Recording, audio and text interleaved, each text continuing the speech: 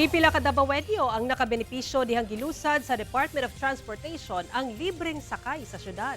Atong sayron sa report ni John D. Esteban. Usa si Nanay Robilin sa nagkapahimulo sa libreng sakay sa Department of Transportation sa Davao City, Huwebes sa buntag. Sa panakan, misakay si Nanay padulong downtown.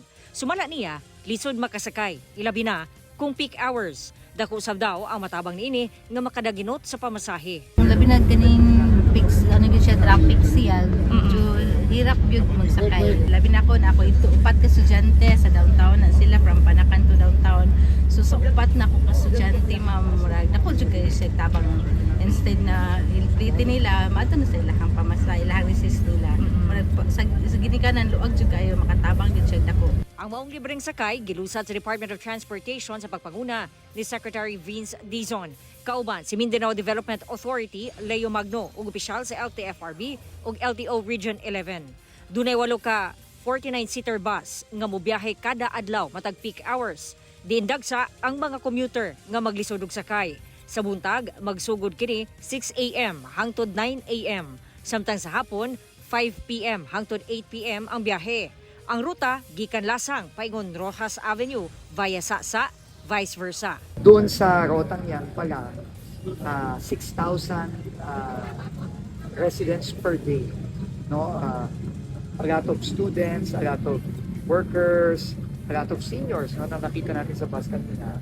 And ang maganda dito, it's every day. It's not just during weekdays, it's every day,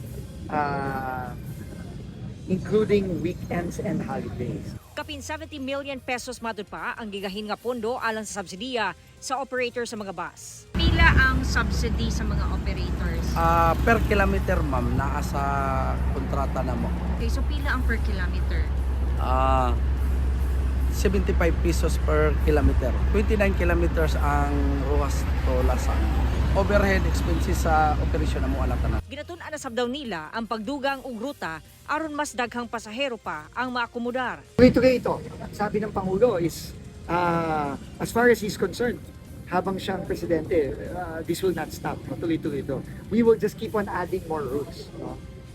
Para mas matulungan natin yung mga passengers. Napakating bagay para sa ating mga commuters. So again, thank you to the national government. Sana tuloy-tuloy pa at hindi magsawang bumalik dito sa Davao at sa buong Mindanao.